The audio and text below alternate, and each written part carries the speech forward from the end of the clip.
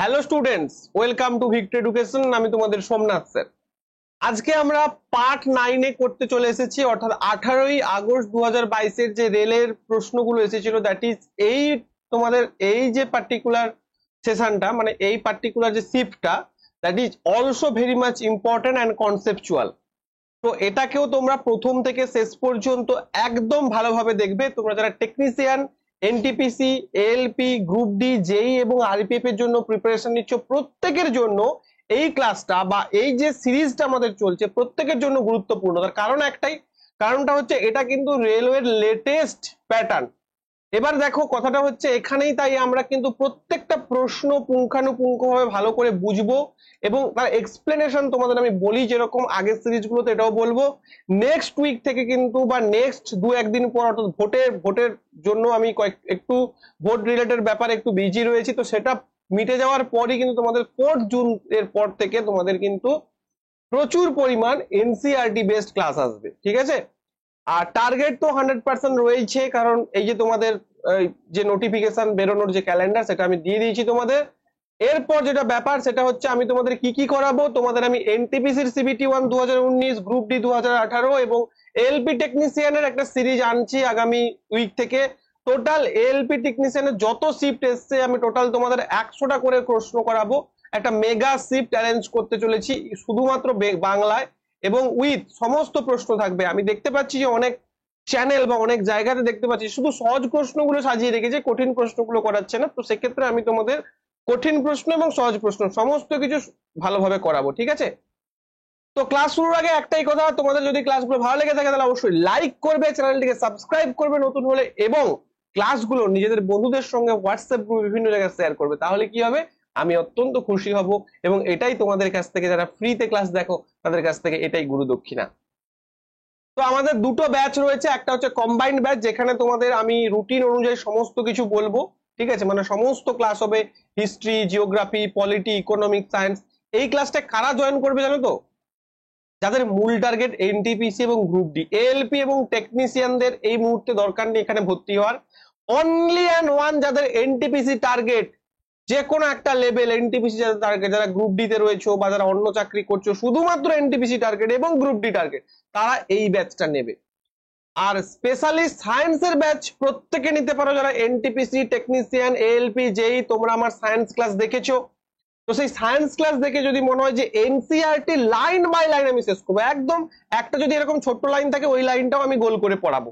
তারপর তোমাদের numericals, total numericals এর সিট আমি তোমাদের দেবো। টোটাল আমাদের যে মে ব্যাচ, সেই মে ব্যাচ কিন্তু ব্যাচটা পুরো ভর্তি হয়ে গেছে, তো আমি না চাইলেও জুন ব্যাচ শুরু করতে হচ্ছে। আর একটা কথা বলে দিচ্ছি, এএলপি টেকনিশিয়ান যারা এক্সাম দেবে তাদের একদম লাস্ট মিনিটস যাদের টিপ চলছে, তারা যদি ভর্তি হতে চাও একদম 2রা জুনের মধ্যে, আমি তোমাদের লাস্ট টাইম দিচ্ছি 4th জুন, 4th জুনের মধ্যে তোমরা কন্ট্যাক্ট করে কিন্তু ভর্তি হবে। তারপর এলপি টেকনিশিয়ান যারা পরীক্ষা দেবে তাদের আমি কোনোভাবেই আর কিন্তু অ্যাডমিশন নেব না, শুধুমাত্র এনটিপিসি, গ্রুপ ডি, জেই, এখানে যারা গ্রুপ ডি ইত্যাদি প্রভৃতি যারা করবে তাদের কিন্তু আমি অ্যাডমিশন নেব, ঠিক আছে? চলো, আর আমি কিচ্ছু বলছি না, এই হয়েছে ব্যাচ, এছাড়া আমার আর কিছু বলার নেই। আমরা প্রশ্নে চলে আসবো। প্রথম প্রশ্ন, এই প্রশ্নটা তোমাদের আমি একটা ক্লাসে করিয়েছিলাম। কোন ক্লাসে বলতো? ডায়াগ্রাম ভিত্তিক যে ক্লাস, এই ডায়াগ্রাম ভিত্তিক ক্লাসে আমি এটা কিন্তু তোমাদের করিয়েছিলাম। এই ক্লাসটা মানে এই প্রশ্নটা পার্টিকুলার ডায়াগ্রাম ভিত্তিক ক্লাসে করেছিলাম। তো দেখো ভালো করে প্রশ্নটা কি বলছে। প্রশ্নটা বলছে যে এই যে তোমাদের যে ছবিটা দেওয়া রয়েছে এখানে, ফ্লোয়েমের খাদ্যের গতিবিধি কোনটা সঠিক? ভালো করে বুঝবে, আমি ডায়াগ্রামটাকে ভালো করে এঁকে দিচ্ছি।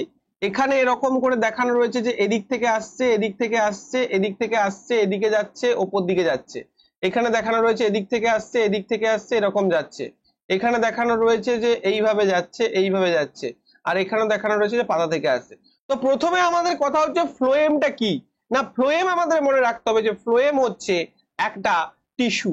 কি টিস্যু বা কি কলা? না এটা হচ্ছে একটা উদ্ভিদ কলা। কি উদ্ভিদ কলা? না এটা হচ্ছে একটা জটিল স্থায়ী উদ্ভিদ কলা। জটিল স্থায়ী উদ্ভিদ কলা, যেটার কাজ কি? যেটার কাজ হচ্ছে খাদ্যদ্রব্য পরিবহন করা। এই যে টিস্যু গুলো, যে টিস্যু জল এবং খাদ্য পরিবহন করে, তাদেরকে আমরা আর কি নামে চিনি স্যার? ভাস্কিউলার টিস্যু বলা হয়। আমি বাংলা টার্মটা খেয়াল করতে পারছি না, তোমরাও ইংলিশ টার্মটাই মনে রেখো। যে আমি প্রত্যেকটা জিনিস বাংলাতেই বোঝাই, কিন্তু কিছু কিছু জায়গায় সায়েন্সের দেখো বাংলাটা না মনে রেখে ইংলিশটা মনে রাখাটাই বেটার। কারণ ওটাকে এমন একটা অদ্ভুতুরে বাংলা তৈরি করবে যে তুমি সেটা বুঝতে পারবে না। তো ইংলিশটা ইন জেনারেল সবাই জায়গাতে থাকে, তো যেটা বাংলা জানার দরকার সেটা বাংলা জানো, যেটা ইংলিশে বলার দরকার সেটা আমি ইংলিশ টার্মটাই বলে যাবো, ঠিক আছে? তো ভাস্কিউলার টিস্যু বলা হয় এই কাকে কাকে, না জাইলেম এবং ফ্লোয়েমকে। জাইলেম কি করে? জাইলেম জল পরিবহন করে। ফ্লোয়েম কি করে? না ফ্লোয়েম হচ্ছে খাদ্য পরিবহন করে। আচ্ছা, এই যে জল এবং খাদ্য পরিবহন করে, তোমরা কি একটা জিনিস জানো? যে জিনিসটা হচ্ছে, যদি মনে করে এটা জাইলেম হয়, জাইলেম হচ্ছে ওয়ান ওয়ে ট্রান্সপোর্ট করে, অর্থাৎ শুধুমাত্র নিচ থেকে উপরের দিকে ট্রান্সপোর্ট করছে। কারণ কি, জাইলেম জল এবং জল ট্রান্সপোর্ট করছে, তো জল কোথা থেকে কোথা ট্রান্সফার করবে? না মূল থেকে ওপরের দিকে, অর্থাৎ উদ্ভিদের যে মূল রয়েছে সেই মূল থেকে ওপরের দিকে ট্রান্সফার করবে।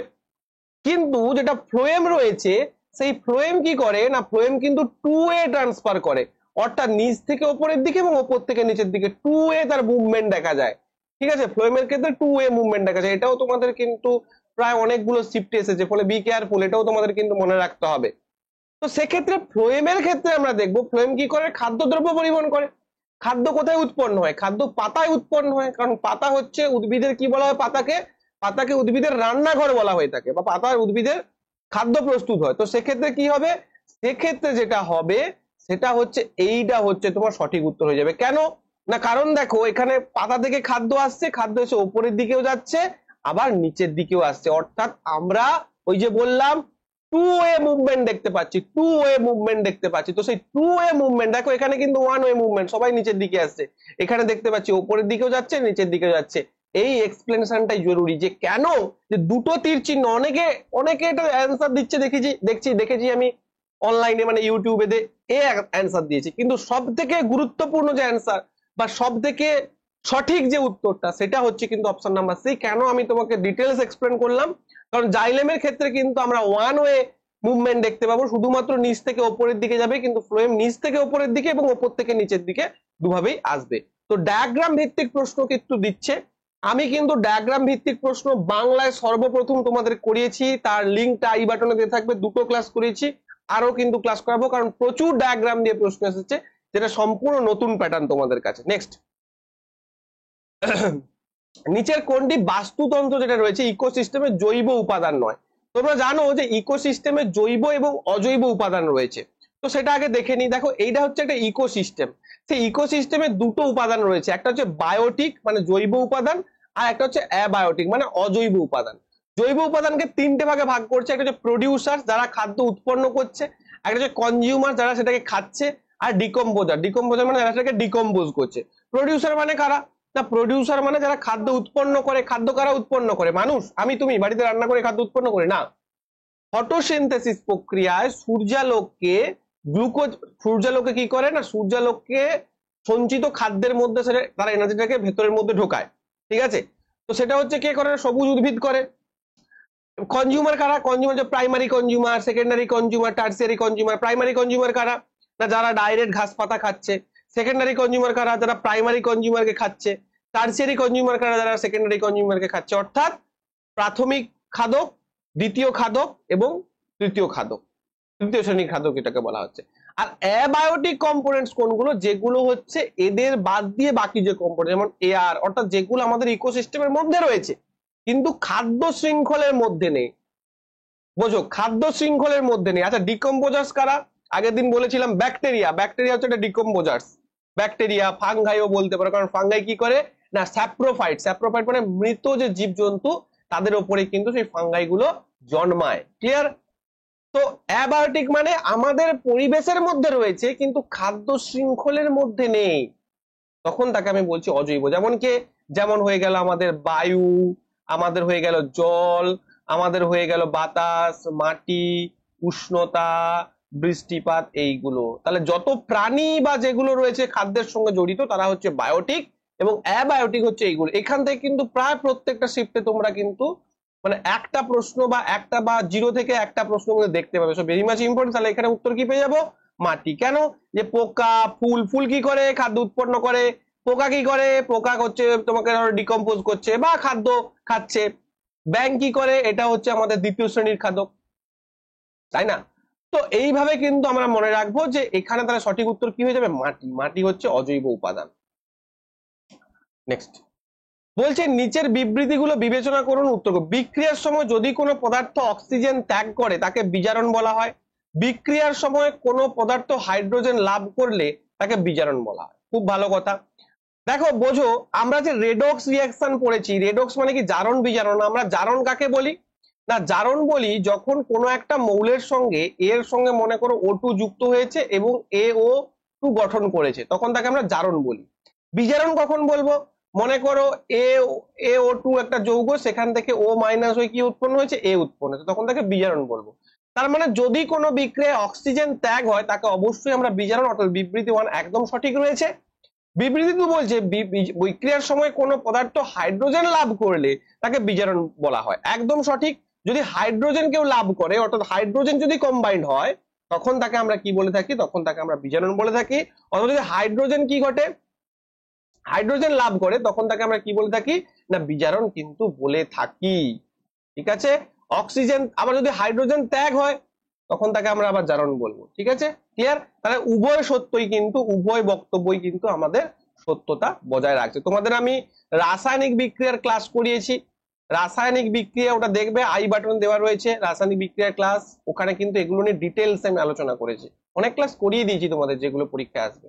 ঠিক আছে, এই যে এখানটা দেওয়া রয়েছে রেডক্স রিয়াকশনটা, দেখে নাও একটু। এই যে রেডক্স রিয়াকশন দেখতে পেয়েছো, জেডেন এখানে অক্সিডেশন হচ্ছে। আচ্ছা, এটা কিন্তু তোমাদের আয়ন অনুযায়ী দিয়েছে। ঠিক আছে, তো যাই হোক, এটা দেখো, আগের দিন তোমাদের বলেছিলাম যে ধাতুর সক্রিয়তা সিরিজ, এখান থেকে একটা প্রশ্ন আছে। ধাতুর সক্রিয়তা সিরিজ মানে কোন ধাতু সব থেকে বেশি সক্রিয় থেকে আরম্ভ করে কোন ধাতু সব থেকে কম সক্রিয়, এই যে সিরিজটা, যেটা এনসিইআরটির metal and non metal chapter রয়েছে, প্রত্যেকটা কিন্তু তোমাদের মনে রাখতে হবে, একটাও কিন্তু মিস করা যাবে না, প্রত্যেকটা মনে রাখতে বলেছিলাম। তো সেরকমই দেখো এখানে প্রশ্ন দিয়ে দিয়েছে, অ্যালুমিনিয়াম, প্যালাডিয়াম, ম্যাগনেসিয়াম, ক্যালসিয়াম। তোমাদের প্রথমে ছিল পটাশিয়াম, সোডিয়াম, ক্যালসিয়াম, এই তিনটেকে একদম প্রথম মনে রাখতে বলেছিলাম। সব থেকে সক্রিয় কে, সব থেকে সক্রিয় হচ্ছে পটাশিয়াম এবং সোডিয়াম। পটাশিয়ামের পর সোডিয়াম, একে কোথায় রাখি বলতো, এদেরকে আমরা কেরোসিনের মধ্যে ডুবিয়ে রাখি। কেন না, কারণ এটা এতটাই সক্রিয় এই সোডিয়াম, যখনই তুমি বের করবে বায়ুতে উপস্থিত যে জলীয় বাষ্প তার সঙ্গে বিক্রিয়া করে বিস্ফোরণ করতে পারে, তাই কেরোসিনের মধ্যে ডুবিয়ে রাখা হয়। ঠিক আছে, তাহলে ধাতুর যে সক্রিয়তা সিরিজটা সেটা তোমাদের কিন্তু মনে রাখতে হয়, আমি এখানে দিয়ে দিয়েছি। আচ্ছা, এই পিডিএফ গুলো কিন্তু একদম ফ্রিতেই আমি দিয়ে দিচ্ছি আমার টেলিগ্রাম গ্রুপের মধ্যে, টেলিগ্রাম গ্রুপটা কিন্তু ফার্স্ট কমেন্টে পিন করা থাকবে। আর যারা পুরো ক্লাস দেখছো না, আধা আধুরা করে ছেড়ে দিচ্ছ, তাদেরকে আমি বলতে পারি তোমরা একটা করে কমেন্ট করে যাও, যদি সিলেকশন না পাও আবার ওই কমেন্ট এসে লাইক দিয়ে দেবে। ঠিক আছে, চলো নেক্সট। আমার ভিডিও না দেখে যদি বাড়িতে পড়াশোনা করতে পারো, নিজের মতো রেডি হতে পারো, দেন ভালো, খুবই ভালো, না দেখার দরকার নেই। কিন্তু যদি বাড়িতেও পড়াশোনা করো না, এখানেও খাকি মারছো, তাহলে কিন্তু ওই কমেন্ট করে সিলেকশন না পেলে লাইক করো এসে। দেখো তাহলে এখানে আমি দিয়েছি potassium, sodium, lithium, barium, strontium, calcium, বুঝতে পেরেছো তার মানে। কিন্তু এখানে দেখো যে অপশন গুলো রয়েছে তার মধ্যে কি হবে উত্তর, ক্যালসিয়াম। Magnesium, aluminium, manganese. ঠিক আছে, zinc, chromium, iron, cadmium, cobalt, nickel, tin, lead, hydrogen এবং লাস্টে কে রয়েছে প্ল্যাটিনাম, তার আগে কে গোল্ড, সিলভার। প্রত্যেকটা পুরো ওপর থেকে নিচ পর্যন্ত তোমাদের কি করতে হবে, ওপর থেকে নিচ পর্যন্ত তোমাদের মনে রাখতে হবে। কেন স্যার, কারণ যেখানে সেখানে টুকে দিয়ে দেবে তোমাকে, আগের মতো আর প্রশ্ন হবে না যে বলবে সব থেকে সক্রিয় ধাতুর নাম কি, ওই দিন চলে গেছে। প্রত্যেকটা মাঝখান থেকে তুলবে, ম্যাগনেসিয়াম, ক্রোমিয়াম, ক্যাডমিয়াম, কোবাল্ট দিয়ে দিল, এদের মধ্যে কে সক্রিয়। তুমি সিরিজটা না জানলে পারবে না, তাই এই সিরিজটা তোমাকে কি করতে হবে, মুখস্থ করতে হবে। এর কোনো ট্রিক বা কিছু নেই, ডাইরেক্ট তোমাকে তোমার মতো করে মুখস্থ করতে হবে। নেক্সট, খুব ভালো একটা প্রশ্ন। আবার দেখো, আমি তোমাদের বারবার বলেছি যে 2022-এর গ্রুপ ডির যে পরীক্ষা হয়েছিল, ওই পরীক্ষাতে স্পেশাল কয়েকটা টপিকের উপর থেকে প্রচুর প্রশ্ন হয়েছে। তার মধ্যে অন্যতম টপিক দুটো হচ্ছে, একটা হচ্ছে কেমিক্যাল রিয়াকশন আর একটা হচ্ছে লাইট। এই দুটো চ্যাপ্টার থেকে প্রচুর প্রশ্ন এসেছে। অ্যাসিড বেস সল্ট, মেটাল নন মেটাল, এইগুলো হচ্ছে কি আমরা কি বলছি, এগুলো হচ্ছে মানে কি বলবো, যে এগুলো হচ্ছে ভয়ঙ্কর চ্যাপ্টার যাকে বলা হয়, মানে এগুলো হচ্ছে সেরা চ্যাপ্টার যাকে বলা হয়, টপ চ্যাপ্টার্স। তো ব্লিচিং পাউডার প্রস্তুতি, তাহলে ব্লিচিং পাউডার প্রস্তুতিতে কি লাগে বলো, আগের দিন আমি ক্লাসে করেছিলাম, যারা ক্লাস দেখো না তারা এটাতেও প্রবলেম হবে। ব্লিচিং পাউডার প্রস্তুতিতে লাগে হচ্ছে স্ল্যাকড লাইম, স্ল্যাকড লাইম লাগে। স্ল্যাকড লাইম কে, ক্যালসিয়াম হাইড্রোক্সাইড, CaOH2, তার সঙ্গে কি করা হয় না ক্লোরিনকে যুক্ত করা হয়, সেখান থেকে কি উৎপন্ন হয়, CaOCl2, ক্যালসিয়াম অক্সিক্লোরাইড উৎপন্ন, যেটাকে আমরা ব্লিচিং পাউডার বলছি। তাহলে এখানে কোথায় স্ল্যাক লাইম আছে, এই যে অপশন নাম্বার 3, তাহলে এইটা হয়ে যাবে আমাদের কিন্তু ব্লিচিং পাউডারের সঠিক রাসায়নিক বিক্রিয়া। ঠিক আছে, কুইকলাইম কাকে বলা হয়? CaO ক্যালসিয়াম অক্সাইডকে, ক্যালসিয়াম অক্সাইডকে বলা হয় কুইকলাইম। এই কুইকলাইমের সঙ্গে যখন আমরা জল যোগ করব তখন কি উৎপন্ন হয়? স্ল্যাকলাইম বা ক্যালসিয়াম হাইড্রোক্সাইড। হাইড্রোক্সাইড মানে এই জলটা ওর সঙ্গে যুক্ত হয়ে যাচ্ছে, কম্বাইন্ড হয়ে যাচ্ছে, তাই তো? নেক্সট, খুব ভালো প্রশ্ন এই যে, এটাও একটা টপ চ্যাপ্টার, যে ইলেকট্রিসিটি। দেখো, একটি প্রদত্ত উপাদানের, অর্থাৎ একটা নির্দিষ্ট উপাদানের, মনে করো তামা বা অ্যালুমিনিয়াম যেটাই হবে না কেন, একটা নির্দিষ্ট উপাদান, একটি তারের দৈর্ঘ্য এল, এটা এল, হ্যাঁ এল, এবং রোধ আর রয়েছে।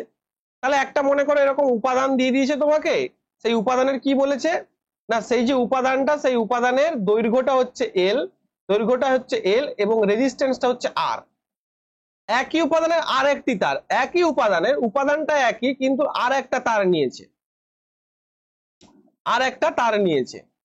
এবার এই তারের কি হচ্ছে, এই তারের উপাদানের আরেকটি তারের 3 গুণ দৈর্ঘ্য, তাহলে এর দৈর্ঘ্য কত? এর দৈর্ঘ্য আমি বলে দিলাম যে 3L, এটা যদি এল হয় এর 3 গুণ 3L, এবং ক্রস বিভাগের দ্বিগুণ ক্ষেত্রফল। ক্রস বিভাগ মানে কি? মোটা, মোটা রোগা, এইটা হচ্ছে ক্রস বিভাগ বলা হয়। অর্থাৎ মোটা যদি হয় তার ক্রস বিভাগ বেশি, সরু যদি হয় তার ক্রস বিভাগ কম। তার মানে এটা মোটা এবং লম্বা তার।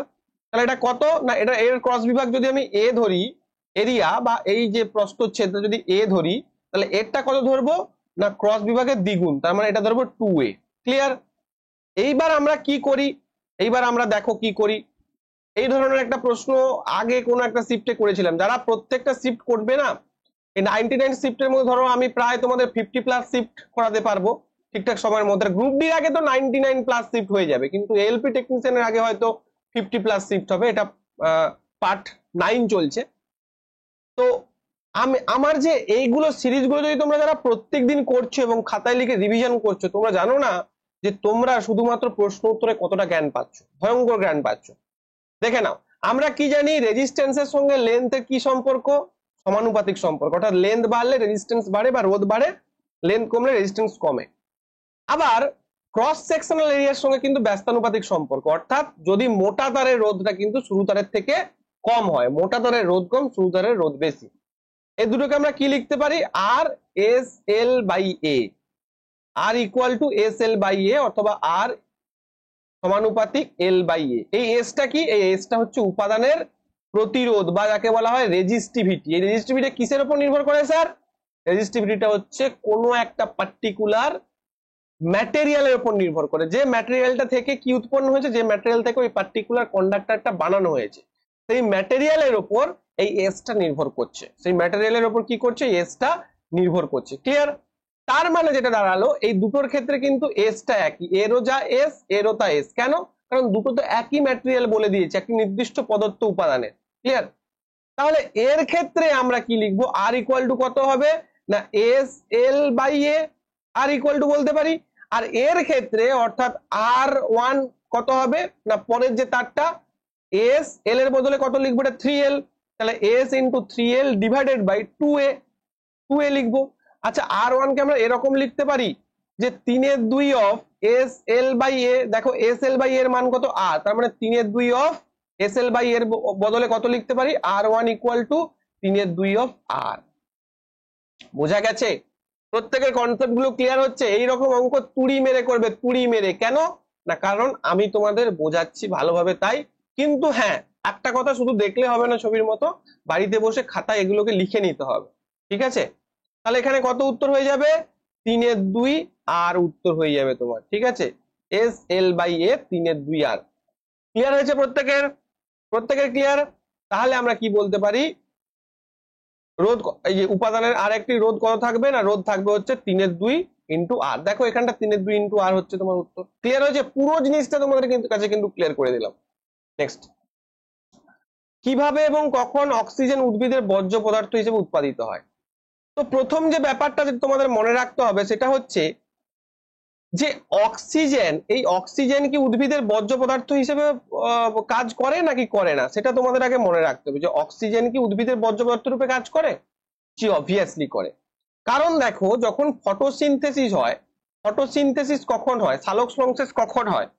সালোক সংশ্লেষ কখন হয়? দিনের বেলা সূর্যালোকের উপস্থিতিতে সালোক সংশ্লেষ হয়। তার মানে দিনের বেলা কি করে দিনের বেলা উদ্ভিদ কি করে না, দিনের বেলা উদ্ভিদ কার্বন ডাইঅক্সাইড গ্রহণ করবে, দিনের বেলা উদ্ভিদ কার্বন ডাইঅক্সাইড গ্রহণ করবে এবং উদ্ভিদের সালোক সংশ্লেষ প্রক্রিয়া কি কি লাগছে, সূর্যালোক লাগছে, প্লাস জল লাগছে, প্লাস কার্বন ডাইঅক্সাইড লাগছে, এবং এই জল থেকে কি উৎপন্ন হবে, পরবর্তীতে বিক্রিয়ার পর অক্সিজেন উৎপন্ন হবে। সেই অক্সিজেন সে কি করবে না, পাতার কিউ2 কল দিয়ে বাইরে কিন্তু গ্যাসের এক্সচেঞ্জ হবে, অর্থাৎ ওটা ছেড়ে দেবে। ঠিক আছে, কিন্তু রাত্রিবেলা কি হবে, গাছের শ্বসন হবে। শ্বসনের সময় কি করবে, সে অক্সিজেনটা কিন্তু নেবে এবং কার্বন ডাইঅক্সাইডটা কি হবে, সে ছাড়বে। ক্লিয়ার?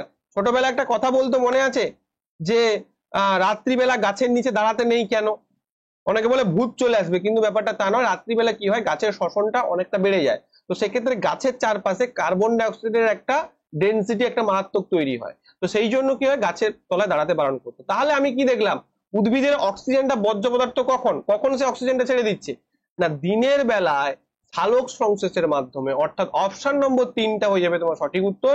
দিনের বেলায় সালোক সংশ্লেষের মাধ্যমে, দিনের বেলা শ্বসনের মাধ্যমে করলেও কিন্তু ভুল হবে, উত্তর কি হয়ে যাবে, দিনের বেলা সালোক সংশ্লেষের মাধ্যমে অক্সিজেন বর্জ্য পদার্থ হিসেবে কিন্তু পরিণত হয়। এই যে দেখে নাও, এখানে ছবি দেওয়া রয়েছে, দেখলে বুঝতে পারবে। নেক্সট, আচ্ছা নেক্সট একটা কিন্তু সার্কিট দিয়েছি তোমাদের, কিন্তু সার্কিটের নেক্সট ক্লাস তোমাদের সার্কিটের উপর হবে, আমি এখনই অ্যানাউন্স করে যাচ্ছি।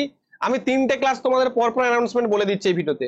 নেক্সট ক্লাস হবে ইলেকট্রিসিটি সার্কিটের উপর, সার্কিট প্লাস ইলেকট্রিসিটির ম্যাথের উপর একটা ডিটেল ক্লাস হবে এনসিইআরটি বেস। সেকেন্ড ক্লাস তোমাদের হবে দর্পণের ম্যাথ, দর্পণ মিরারের যত ম্যাথ আছে, মিরারের কনসেপ্ট আমি ক্লিয়ার করে দিয়েছি, মিরারের ম্যাথ হবে।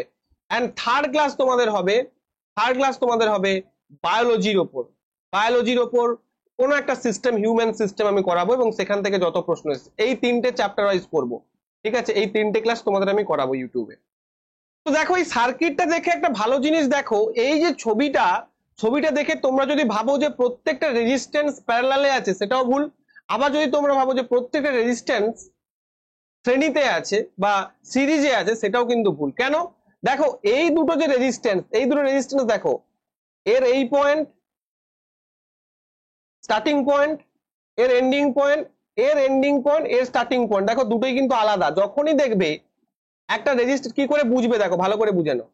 একটা রেজিস্ট্যান্সের এই রেজিস্ট্যান্সটার মনে করো এটা R1 রেজিস্ট্যান্স, এটা R2 রেজিস্ট্যান্স, অনেকে গুলিয়ে যায় যে কি করে সমান্তরাল, কি করে শ্রেণী বুঝবো, ভালো করে দেখো। এটা R1 রেজিস্ট্যান্স, এটা R2 রেজিস্ট্যান্স, এটা R3 রেজিস্ট্যান্স। এই 3টে রেজিস্ট্যান্সের যে স্টার্টিং পয়েন্ট এবং এন্ডিং পয়েন্ট প্রত্যেকটা কিন্তু আলাদা আলাদা। এর স্টার্টিং পয়েন্ট, এর এন্ডিং পয়েন্ট, আবার এর স্টার্টিং পয়েন্ট, এর এন্ডিং পয়েন্ট, আবার এর স্টার্টিং পয়েন্ট, এর এন্ডিং পয়েন্ট।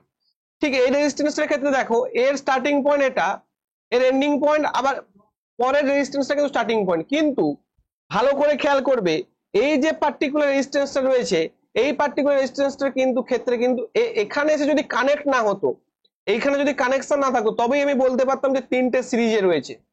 যেহেতু এই দুটোর সঙ্গে কানেক্ট হয়ে গেছে, অর্থাৎ এর স্টার্টিং পয়েন্ট এবং এর এন্ডিং পয়েন্ট কানেক্ট করে দিয়েছে, এটা কিন্তু প্যারালালে রয়ে গেছে। বোঝো ভালো করে, এটা কিন্তু প্যারালালে রয়ে গেছে।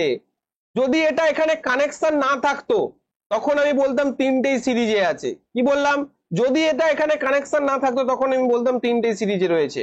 অর্থাৎ এই ছবিটা এরকম হবে, এই দুটো কিন্তু কি করব আমরা, সিরিজে করব। তাহলে সিরিজে করলে কত হবে, এটা R1, এটা R2। সিরিজের ক্ষেত্রে আমরা কি করি, RS = R1 + R2, অর্থাৎ 3 + 3 হয়ে গেল 6। অর্থাৎ এই সার্কিটটা যখন এই দুটো তুল্যরোধ 6 লিখবো, তখন কি রকম হবে বলো তো, তখন এই রকম হবে, এখানে একটা থাকছে আর একটা এই রকম হবে, এই রকম এটা দাঁড়িয়ে যাবে। অর্থাৎ এই দুটো তুল্যরোধ এরকম করলে এখানে একটাই রোধ এরকম ভাবে আসবে। ঠিক যখনই তোমরা এইভাবে আমি ছবিটাকে এঁকে দেবো, তখনই দেখো ঠিক দেখবে প্যারালাল কানেকশন হয়ে গেল না, প্যারালাল কানেকশন হয়ে গেল না। দেখো যখন প্রত্যেকটা রোধের স্টার্টিং পয়েন্ট এবং এন্ডিং পয়েন্ট কি হবে না, স্টার্টিং পয়েন্ট এবং এন্ডিং পয়েন্ট একই হবে। এর ক্ষেত্রে দেখো স্টার্টিং পয়েন্ট এন্ডিং পয়েন্ট আলাদা ছিল, এর স্টার্টিং পয়েন্ট এখানে, এর এন্ডিং পয়েন্ট এখানে, অর্থাৎ একটার স্টার্টিং পয়েন্ট এন্ডিং পয়েন্টের সঙ্গে আর একটার এন্ডিং পয়েন্ট স্টার্টিং পয়েন্ট যোগ ছিল। অর্থাৎ দেখো এগুলো পরপর পরপর যোগ ছিল, কিন্তু এটার ক্ষেত্রে কি হয়েছে, দুটো একই জায়গায় কানেক্টেড, তার মানে এটা কি প্যারালাল রয়েছে। অর্থাৎ যেটা ব্যাপার দাঁড়ালো, 1 মিনিট একটু ছোট করে নেই, অনেক লেখা হয়ে গেছে। অর্থাৎ যেটা ব্যাপার দাঁড়ালো, কি ব্যাপার দাঁড়ালো না, যেটা ব্যাপার দাঁড়ালো সেটা হচ্ছে আমরা RS = কত বের করলাম, 3 + 3 = 6। এবার বাকি এর সঙ্গে যে তিনটা আছে সেটা প্যারালালে থাকবে, তাহলে কি করে করব না, R P 1/rp is equal to 1/6 plus 1/3। 1/6 কেন, কারণ ওটাও তো প্যারালালে হয়ে গেছে, এরকম একটা সিরিজ হয়ে গেছে, তো এরকম একটা সিরিজ হয়ে গেছে, মানে দুটোই প্যারালালে রয়েছে। এটার ভ্যালু কত, এটার ভ্যালু কত 6 ওহম, এটার ভ্যালু কত 3 ওহম, তাহলে 1/6 প্লাস 1/3 তাহলে কত হয়ে যাবে 9/18, অর্থাৎ 1/rp ইজ ইকুয়াল টু 1/2, অর্থাৎ rp ইজ ইকুয়াল টু 2, তার মানে 2 ওহম হয়ে যাবে তোমার সঠিক উত্তর। বোঝা গেছে? বোঝা গেছে প্রত্যেকের? বোঝা যদি যায় অবশ্যই কিন্তু একটা করে লাইক করবে, অবশ্যই কিন্তু তোমরা কমেন্ট করবে এবং শেয়ার করবে ভিডিওগুলোকে, ঠিক আছে? নেক্সট প্রশ্ন, নিচের টেবিলটি উদ্ভিদ এবং প্রাণীর গঠন এবং কাজের মধ্যে পার্থক্য দেখায়। তাহলে উদ্ভিদ এবং প্রাণীর গঠন এবং কাজের মধ্যে পার্থক্য দেখাচ্ছে, সেখান থেকে আমাকে বলতে হবে কোন অপশনটা কিন্তু কোন বিবৃতিটা ভুল সেটা বলতে হবে। 1 নম্বর বিবৃতি, 2 নম্বর বিবৃতি, 3 নম্বর এবং 4 নম্বর। প্রথম কথা হচ্ছে উদ্ভিদ চলাচল করে না, জি অবশ্যই একদম সঠিক রয়েছে। দ্বিতীয় হচ্ছে বেশিরভাগ টিস্যু মৃত, একদম ঠিক। আমরা যখন জাইলেম ফ্লোয়েম দেখছিলাম, আমরা যখন স্ক্লেরেনকাইমা টিস্যু দেখছিলাম সেগুলো মৃত, কিন্তু প্রাণীদের কি টিস্যু কোনো মৃত আছে? বেশিরভাগ টিস্যু কিন্তু জীবিত। কানেকটিভ টিস্যু, তোমাদের অ্যারিওলার টিস্যু, অ্যাডিপোজ টিস্যু, বোন একটা টিস্যু, এপিথেলিয়াম টিস্যু, এগুলো প্রত্যেকটা টিস্যু কি, প্রত্যেকটা টিস্যু জীবিত টিস্যু। কিন্তু উদ্ভিদে যেমন স্ক্লেরেনকাইমা, জাইলেমের যে বেশিরভাগ অংশগুলো রয়েছে, ফ্লোয়েমের যে বেশিরভাগ অংশগুলো রয়েছে, কিছু কিছু অংশ রয়েছে যেগুলো কিন্তু মৃত। উদ্ভিদের যে নৈমিত্তিক কাজ করার জন্য কম শক্তি প্রয়োজন, প্রাণীদের বেশি শক্তি প্রয়োজন, এটা একদমই ঠিক। এবার বলছে বৃদ্ধি নির্দিষ্ট অঞ্চলে সীমাবদ্ধ, বৃদ্ধি নির্দিষ্ট অঞ্চলে সীমাবদ্ধ। আচ্ছা, উদ্ভিদের বৃদ্ধি একটা নির্দিষ্ট অঞ্চলে সীমাবদ্ধ কি করে হবে? বৃদ্ধি তো বৃদ্ধির মতো হতে থাকবে, একটা নির্দিষ্ট অঞ্চলে সীমাবদ্ধ কি করে হবে? কিন্তু বৃদ্ধি হতে থাকবে, অর্থাৎ এই যে ঘ নম্বর অপশনটা, এইটা কিন্তু সঠিক উত্তর হয়ে যাবে। ক্লিয়ার? নেক্সট। আচ্ছা, এবার একটা মেলাতে বলছে, দেখো বলছে প্রথমটা বলছে লাল বাঁধাকপি পাতা, অর্থাৎ রেড ক্যাবেজ। রেড ক্যাবেজ তোমরা জানো যে এটা একটা ন্যাচারাল ইন্ডিকেটর, অ্যাসিড বেসের ন্যাচারাল ইন্ডিকেটর হচ্ছে রেড ক্যাবেজ। তাহলে লাল বাঁধাকপি পাতা হচ্ছে কি অ্যাসিড বেসের ন্যাচারাল ইন্ডিকেটর বা প্রাকৃতিক সূচক। তার মানে এক একটা সি হবে, এক একটা এ আছে, এ আছে, কেটে দিলাম, দুটো অপশন পেলাম। আচ্ছা, মিথাইল অরেঞ্জ, এটাও তো একটা অ্যাসিড বেস সূচক, তাহলে এটা কি হবে, দুয়েরটা বি হবে, দুয়েরটা বি, অপশন নাম্বার 3।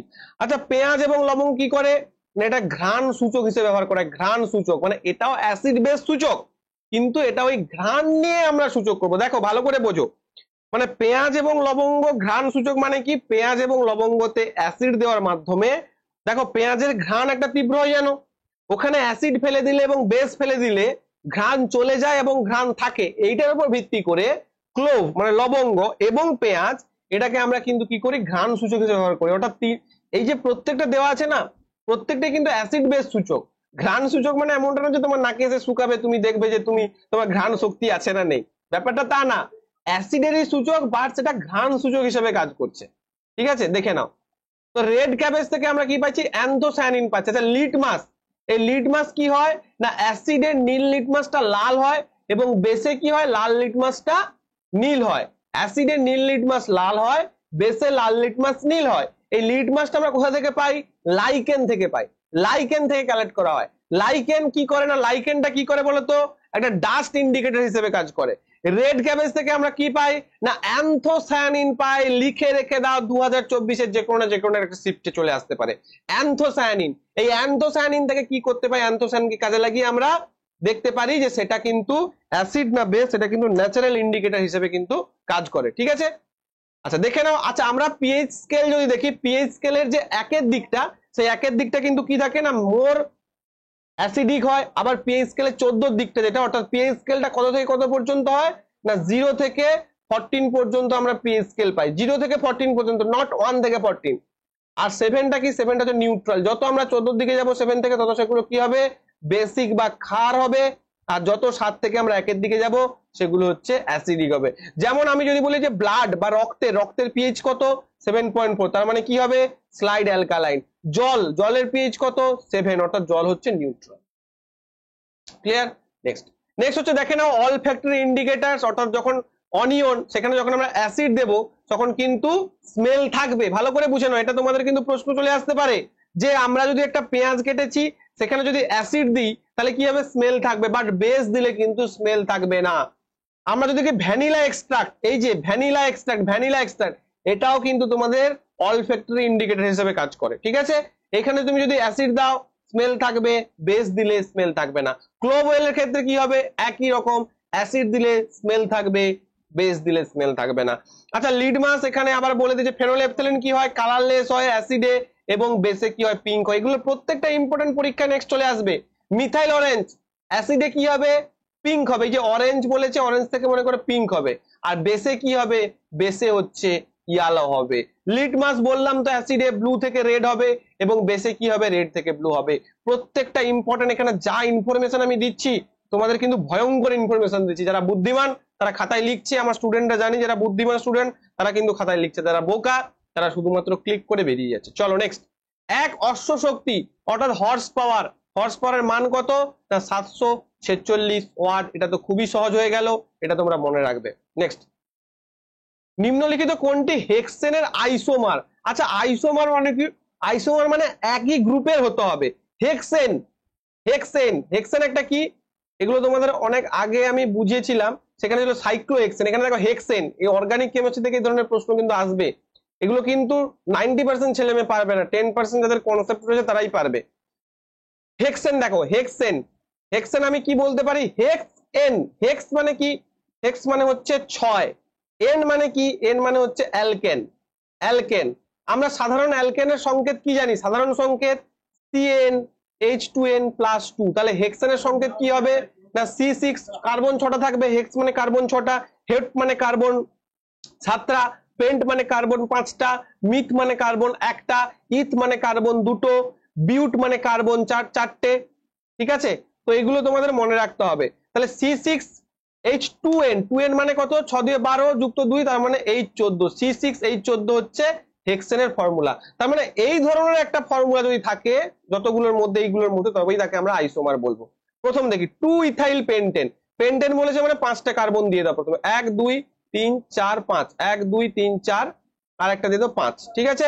এবার দেখো কি করছি, 2 ইথাইল বলছে, আমি যদি এদিক থেকে আমি নাম্বারিং করি 1 2, তার মানে এখানে ইথাইল গ্রুপ দিয়ে দেবো, অর্থাৎ CH3, এগুলোকে বলে IUPAC নাম, এগুলো শিখতে হবে তোমাদের, IUPAC নাম। 1 2 3 4 5, ক্লিয়ার। দেখো তাহলে 2 মিথাইল পেন্টেন হয়ে গেছে। এবার বাকিগুলো আমি H2 দিয়ে ফিল আপ করে দেবো। তাহলে এখানে একটা বন্ড রয়েছে, তার মানে আমি কি দিয়ে দেবো, এখানে H3 দিয়ে দেবো। অ্যালকেন, তার মানে একটাই বন্ড থাকবে, সিঙ্গেল বন্ড, ওটা কোনো ডবল বন্ড হবে না, কারণ ইন থাকলে তখন ডবল বন্ড থাকতো। আচ্ছা 3 একে 4, এখানে দেখে নাও 3 একে 4, একটা CH থাকবে, এখানে CH2 থাকবে, এখানে CH2 থাকবে, এখানে CH থাকবে। কটা H হলো দেখো, 3 4 5 6 7, একে 8 9 10 11 12 13 14, মিলেছে। দেখো সংকেতের সঙ্গে মিলছে কিনা, C6 দেখো 1 2 3 4 5 6, তার মানে দেখো মিলে গেছে, C6H14, অর্থাৎ এটা কিন্তু isomer. Next 3 methyl pentane, 3 methyl pentane মানে শুধু তুমি মিথাইল গ্রুপটাকে এখান থেকে এখানে চেঞ্জ করে দিচ্ছ। কোনো পার্থক্য হবে কি, সি আর এইচ এর কোনো পার্থক্য হবে, উত্তর হচ্ছে হবে না, তার মানে এটাও হবে। আচ্ছা 2 মিথাইল পেন্টেন, ও সরি এটা 2 ইথাইল আছে, আচ্ছা এটা ইথাইল আছে, কিন্তু আমি কিন্তু মিথাইল করলাম এখানে। আচ্ছা মনে করো এটা করি, তার মানে এটা হবে এটাও হবে, 3 মিথাইল পেন্টেন হবে। কেন না শুধু CH3 গ্রুপটাকে আমি এখানে রাখবো, সি আর এইচ টা তো একই থাকবে, চেঞ্জ তো হবে না, অর্থাৎ এই দুটো কিন্তু হবে। নেক্সট 2 2 ডাইমিথাইল বিউটেন, আচ্ছা ভালো কথা, এটাকেও চেক করে দিই তোমাদের। 2 2 ডাইমিথাইল বিউটেন, প্রত্যেকটা চেক করাবো, আমার ক্লাস যখন হবে তখন প্রত্যেকটা কনসেপচুয়াল, কোনো কিছু বাদ রাখবো না আমি। বিউটেন বলে, তার মানে কি হবে, বিউট মানে কি 4টে কার্বন, প্রোপ মানে কি 3টে কার্বন, বিউট মানে 4টে কার্বন। আচ্ছা 2 2, তার মানে এইখানে দুটো মিথাইল গ্রুপ থাকবে, CH3 দুটো মিথাইল গ্রুপ থাকলো। আচ্ছা দেখে নাও 3 একে 4 1 2 3 4, তার মানে এখানে হবে না, H3 থাকবে এখানে, এখানে H2 আর এখানে হচ্ছে H3। এবার গুনে নাও নিজেরাই, কটা H আর কটা C আছে গুনে নাও, এখানে কটা C আছে, কটা C আছে, 1 2 3 4 5 6, মিলে গেছে, 6টা C দরকার আমার, কারণ জেনারেল ফর্মুলা এটা, এই ফর্মুলাটাকে স্যাটিসফাই করাতে হবে। আচ্ছা দেখো নাও H কটা রয়েছে, 3 3 6 7 8 9 10 11 12 13 14, কটা রয়েছে 14টা, তার মানে উত্তর কি হয়ে যাবে 2 ইথাইল পেন্টেন। বলবে কেন স্যার এটাও দেখান, অবশ্যই দেখাচ্ছি ভাই। C C C C 1 2 3 4 5, ethyl বলেছে, ইথাইল মানে কি হবে CH3 CH2, এটা হচ্ছে ইথাইল।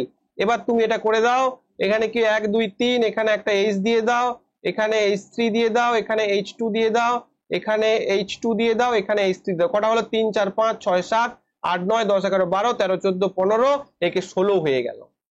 H16 হয়ে গেছে। দেখো সি কটা? 1 2 3 4 5 6 7, C7 H16 হয়ে গেছে, অর্থাৎ এখানে কিন্তু হবে না। ক্লিয়ার? ওকে, বোঝা গেছে? চলো, ক্লিয়ার? তার মানে উত্তরটা কি হয়ে যাবে? 2 ইথাইল পেন্টেন হয়ে যাবে সঠিক উত্তর। প্রত্যেকটা করে দেখালাম।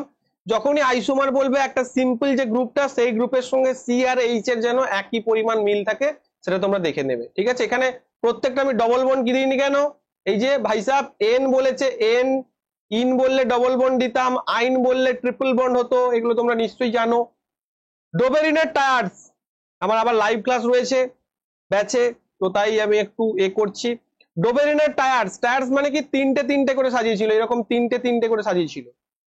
পরমাণুর আকার অধ্যয়ন করা না, তিনি আকার থোড়ি অধ্যয়ন করেছে, তিনি কি করেছিলেন না পরমাণুর ভর অনুযায়ী, অর্থাৎ অ্যাটমিক ওয়েট, অ্যাটমিক ওয়েট, একটা অ্যাটমের যে ওয়েট, সেই অ্যাটমিক ওয়েট অনুযায়ী বিভিন্ন যে পরমাণুগুলোকে তিনি সাজিয়েছিলেন। পরমাণু ভরের সাথে উপাদানগুলি বৈশিষ্ট্যযুক্ত প্রমাণ করার প্রথম প্রচেষ্টা, একদম 2 নম্বরটাই সঠিক। নেক্সট, অবতল লেন্সের প্রধান ফোকাসে একটি বস্তু স্থাপন করা হয়েছে। দেখো একটা অবতল লেন্স, একটা অবতল লেন্সের এটা হচ্ছে প্রধান অক্ষ, এই প্রধান অক্ষে মনে করো এটা F1, আর এদিকটা তোমরা জানো যে F2, এটা লেন্স বলেছে কিন্তু অবতল লেন্স, দর্পণ বলেনি। তাহলে বিকল্পগুলির মধ্যে কোন চিত্রের বৈশিষ্ট্যকে উপস্থাপন করে? অর্থাৎ ফোকাসে আমি কি করেছি, একটা অবজেক্ট রেখেছি, তাহলে ভিটার যে প্রকৃতিটা কি হবে বা কোন বৈশিষ্ট্য হবে, প্রথমেই বলে রাখি অবতল লেন্সে যত প্রতিবিম্বই গঠিত হোক না কেন, সেটা অবশ্যই ভার্চুয়াল হবে, পর্দায় ফেলা যায় না। কেন স্যার? কারণ যত রশ্মি এখান থেকে আসবে কি হবে, ডাইভার্জ করে দেবে, অর্থাৎ এইভাবে পাঠিয়ে দেবে, যা কিছু আসবে এইভাবে পাঠিয়ে দেবে। এখান থেকে আমরা রশ্মি টেনে কি করি, একসাথে মিলন ঘটাই। তাই বলি যে যা কিছু আসবে তো ডাইভার্জ করে দেয়, ডাইভার্জিং লেন্স তো। তো সেক্ষেত্রে প্রত্যেকটা যা কিছু ইমেজ গঠিত হবে সেটা কি হবে, সেটা অবশ্যই কিন্তু অবশ্যই কিন্তু ভার্চুয়াল। তাহলে বাস্তব যেগুলো আছে সেগুলো আমরা কেটে দিলাম। এবার ভার্চুয়াল বর্ধিত, ভার্চুয়াল অত্যন্ত হ্রাসপ্রাপ্ত। এইবার তোমাদের আমি একটু এঁকে দেখাই। মনে করো এটা তোমাদের অবতল দর্পণ রয়েছে, অবতল লেন্স রয়েছে। এখানে আমি কি করেছি, ওর ফোকাসে একটা বস্তু রেখেছি। যদি এখানে থাকে, একটা রশ্মি এইভাবে যাবে, দিয়ে এইভাবে চলে যাবে, আর একটা রশ্মি কিভাবে আলোক কেন্দ্র দিয়ে যাবে। ঠিক আছে? যদি যায় কি হবে, এইটাকে আমি এইভাবে ড্র করব, ড্র করলে এইখানে একটা ইমেজ পাবো। তার মানে বুঝতে পারছো কতটা সহজ, মানে কতটা স্মল হবে। তার মানে কি হবে, ভার্চুয়াল এবং অত্যন্ত হ্রাসপ্রাপ্ত হবে যদি আমি এটা ফোকাসে রাখি। এটা কিন্তু তোমাদের বইতে নেই, এটা কিন্তু নিজে দিয়ে করতে হবে। পুরোটা কি করে করবো, করার একটাই উপায়, কনসেপ্ট। তোমার যদি বেস না ক্লিয়ার থাকে, তুমি যদি না বুঝে থাকো, মুখস্থ করে ভাবছো রেল করে দেবে, দিল্লি আবে দূর হে ভাই, তবে শুরু, অনেক দূর আছে। চলো নেক্সট। আচ্ছা, এখানে আমি দেখিয়েছি মোটামুটি, এই যে দেখো অসীম থেকে রশ্মি এসে উত্তল লেন্সে মিলে যাচ্ছে, এটাকে আমরা কনভার্জিং লেন্স বলছি। ডাইভার্জিং লেন্সের ক্ষেত্রে কি হচ্ছে, এইভাবে রে গুলো আসছে এবং সেটা অন্যদিকে চলে যাচ্ছে, এবং তারপরে আমরা একটা এখান থেকে ড্র করে, এটা হচ্ছে ভার্চুয়াল ইমেজ গঠিত হচ্ছে, বা যেটাকে আমরা বাংলায় অসৎ প্রতিবিম্ব বলছি। ঠিক আছে? এভাবে গঠিত হয়। নেক্সট। আচ্ছা, ওখানে বাস্তব ছিল, অ্যাকচুয়ালি ব্যাপারটা হচ্ছে যে বাস্তব ব্যাপারটা হচ্ছে সৎ হবে আর কি, এটাই ব্যাপার। ঠিক আছে, চলো নেক্সট। বাংলাতে ট্রান্সফার করলে যা অবস্থা হয়। নেক্সট, নিচের কোন বৈশিষ্ট্য সমযোজী যৌগগুলি সাধারণত প্রদর্শন করে? এটা একটি জৈব দ্রাবকের মধ্যে দ্রবণীয় হয় না, ঠিকই আছে। তারা বিদ্যুৎ এবং তাপের খারাপ পরিবাহী, ঠিক আছে। ইলেকট্রন ভাগ করে গঠন করে, ঠিক আছে। তারা সাধারণত আয়ন গঠন করে না, তারা সাধারণত আয়ন। আচ্ছা, এই প্রশ্নের মধ্যে না কোনো একটা ডিফেক্ট রয়েছে, হ্যাঁ, এই প্রশ্নের মধ্যে কোনো একটা ডিফেক্ট রয়েছে, আমি তোমাদের পরের শিফটে ক্লারিটি দিয়ে দেবো। সমযোজী বন্ধন মানে তো জানো যে কোভ্যালেন্ট বন্ড। এরা কি করবে, নিজেদের মধ্যে ইলেকট্রন শেয়ার করে। যেমন মনে করো H2O, ও এর লাস্ট কক্ষে কটা ইলেকট্রন রয়েছে স্যার? 6টা ইলেকট্রন রয়েছে। তাহলে কটা দরকার ওর শেয়ার করার জন্য? না, ওর দরকার এক। আচ্ছা, আমি কটা এঁকে ফেললাম, এটা 2 2 4 5 6।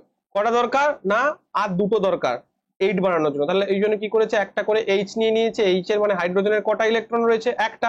দেখো এইভাবে শেয়ার করে নিয়েছে, হাইড্রোজেনের দুটো হয়ে গেল, আর H এর আমাদের অক্সিজেনের 8টা হয়ে গেল। ঠিক আছে? যে যার যে যার মতো শেয়ার করে বসে, দ্যাট ইজ আমরা কি বলছি, কোভ্যালেন্ট বন্ড বা সমযোজী বন্ধন। এইভাবে কি হবে, এই বন্ডগুলোই পরবর্তীকালে বন্ড হয়ে যাবে, মানে এই যে ইলেকট্রনগুলোই পরবর্তীতে বন্ড হয়ে যাবে, অর্থাৎ H এভাবে গঠন করবে। এই প্রশ্নটা কোনো একটা প্রবলেম রয়েছে, আমি দেখছি, তোমাদের নেক্সট ক্লাসে বলে দেবো এটা।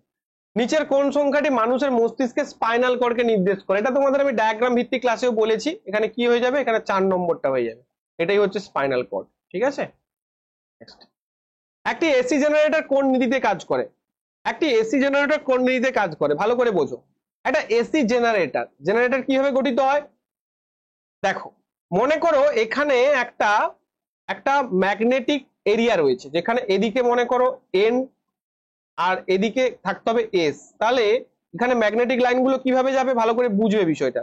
ম্যাগনেটিক লাইনগুলো এন থেকে এস এর দিকে যাবে, এন থেকে এস এর দিকে যাবে। এইখানেই যদি আমি একটা কি করি, কয়েলকে এইভাবে ঘোরাতে থাকি, এইভাবে জোর জোর জোর জোর ঘোরাতে থাকি, এখানে যদি একটা কয়েলকে অর্থাৎ ম্যাগনেটকে, আলাদা একটা ম্যাগনেটকে আমি যদি ঘোরাতে থাকি, তখন কি হবে না, তখন এই যে আমার যেটা ঘুরছে এর মধ্যে কি হবে, একটা মানে এই যে একটা যদি এর মধ্যে কি হবে, একটা কারেন্ট তৈরি হবে, ইনডিউসড কারেন্ট তৈরি হবে। এখানে যদি আমি কানেক্ট করি কি হবে, একটা কারেন্ট তৈরি হবে, বুঝতে পেরেছো? একটা কারেন্ট তৈরি হবে এর মধ্যে। তাহলে এখানে এন এন মেরু থাকবে, এখানে এস মেরু থাকবে, এখানে একটা কারেন্ট তৈরি হবে, অর্থাৎ ইলেকট্রোম্যাগনেটিক ইন্ডাকশন জেনারেট হবে।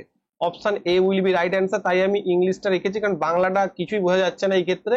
কিছু কিছু জায়গায় আমি তোমাদের বলেছি যে চ্যাপ্টারে ইংলিশ রাখবো। আচ্ছা এই দেখে নাও, এই দেখে নাও, এই জায়গাটা যে করা রয়েছে, এই যে সুন্দরভাবে এটা রয়েছে, এখানে একটা এ রয়েছে, এটা যদি আমি গোল গোল গোল গোল করে ঘোরাই, তাহলে কি হবে, এটা ঘোরার জন্য বা দিক পরিবর্তনের জন্য বা রোটেশনের জন্য কি হবে না, এখানে একটা যে কারেন্ট, সে কারেন্টটা ইনডিউস হবে বা কারেন্টটা উৎপত্তি হবে, এটাকে ইনডিউস কারেন্ট বলবো। নিচের কোনটি প্রজননের জন্য স্পোর ব্যবহার করে? স্পোর ফরমেশন হচ্ছে, কি হবে, কে স্পোর ফরমেশন করে? এটা খুব ইজি হয়ে গেল, আম না, উত্তর হচ্ছে ফার্ন।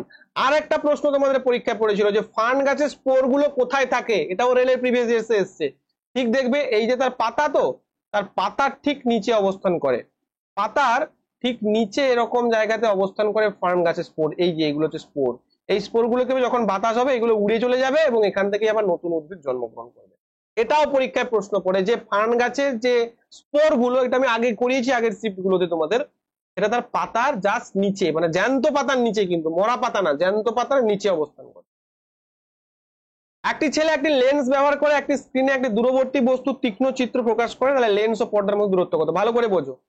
একটা লেন্স ব্যবহার করেছে, দেখো এখানে তুমি বলবে স্যার আমি কি করে বুঝবো যে এটা উত্তল লেন্স নাকি অবতল লেন্স, আপনি তো বলে দিলেন। এখানে একটা কথা বলা হয়েছে দেখো, পর্দার মধ্যে। আচ্ছা অবতল লেন্সে কি আমরা যে চিত্রটা পাবো সেটা কি পর্দায় ফেলতে পারবো? উত্তর হচ্ছে না, সেটা পর্দায় ফেলতে পারবো না। তাহলে এখানে অবশ্যই উত্তল লেন্সের কথা বলেছে।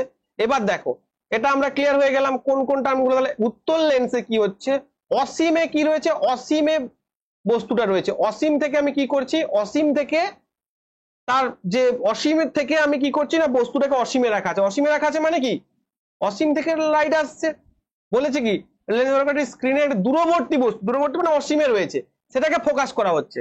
অর্থাৎ লেন্স এবং পর্দার মধ্যে দূরত্ব মানে কি, আমি বারবার বলেছি পর্দাকে কোথায় রাখবো, বা লেন্স এবং পর্দার মধ্যে দূরত্ব, এটা মিরর ক্লাস আমি বলেছিলাম। মিরর ক্লাস না দেখলে দেখে নাও, লেন্সের ক্লাসটা কদিন পর করাবো। অর্থাৎ ভিটা জানতে চেয়েছে, ভিটা কোথায় গঠিত হবে, অর্থাৎ ইমেজটা কোথায় গঠিত হবে সেটাই জানতে চেয়েছে, কারণ ওখানেই তো পর্দাটা রাখা হবে, তাই না? তো অসীম দূরত্ব থেকে যখন আলো আসবে তখন কোথায় মিলিত হবে তারা, জি অবশ্যই ফোকাসে মিলিত হবে। ফোকাস, অসীম দূরত্ব থেকে যখন আসবে তখন তারা ফোকাসে মিলিত হবে। কেন? কারণ এই যে উত্তল দর্পণটা হচ্ছে, সরি উত্তল লেন্সটা হচ্ছে কি, এটা কনভার্জিং লেন্স, অভিসারী লেন্স, অভিসারী লেন্স বলা হয়, অর্থাৎ এগুলোকে একটা জায়গাতে মেলায়। তাহলে উত্তর কি হয়ে যাবে, উত্তর হচ্ছে ফোকাসে গঠিত হবে। বোঝা গেছে? অসীম থেকে আসছে, এসে কি হচ্ছে, কনভার্জ হচ্ছে, কনভার্জ হচ্ছে কোথায় মিলিত হবে, ফোকাস, ফোকাসে মিলিত হবে। এইভাবে এলো রেগুলো, এইভাবে এসে মিলিত হচ্ছে এইরকম ভাবে। ক্লিয়ার? নেক্সট, এই যে এখানে দেখিয়েছি দেখো, এইভাবে গঠিত হবে। নেক্সট, আবার ডোবেরেনা থেকে প্রশ্ন। দেখছো কয়েকটা নির্দিষ্ট চ্যাপ্টার থেকে কিন্তু প্রশ্ন এসেছে, তার মানে এই নয় যে তোমরা ওই চ্যাপ্টার গুলো পড়ে যাবে, তখন দেখা যাবে অন্য চ্যাপ্টার থেকে প্রশ্ন এসেছে। ওরকম লটারি খেলে লাভ নেই, ঠিক আছে? নিচের বিবৃতিগুলো বিবেচনা করুন। কি বলেছে, ডোবেরেনা ট্রায়াড সূত্র দিয়েছেন, ডোবেরেনা ট্রায়াড সূত্র দিয়েছেন, অবশ্যই ঠিক আছে। ডোবেরেনা বিভিন্ন বৈশিষ্ট্য সহ উপাদানগুলোকে গ্রুপে সাজানোর চেষ্টা করেছিলেন, প্রতিটি 3টি উপাদান রয়েছে। না, এটা কিন্তু হবে না, গ্রুপে সাজানোর চেষ্টা করেনি তিনি, একটা কিন্তু নির্দিষ্ট পরপরই করেছিলেন। গ্রুপ মানে কি, এখানেই পরপর রাখা ছিল, অর্থাৎ শুধুমাত্র বিবৃতি 1টা সঠিক হবে।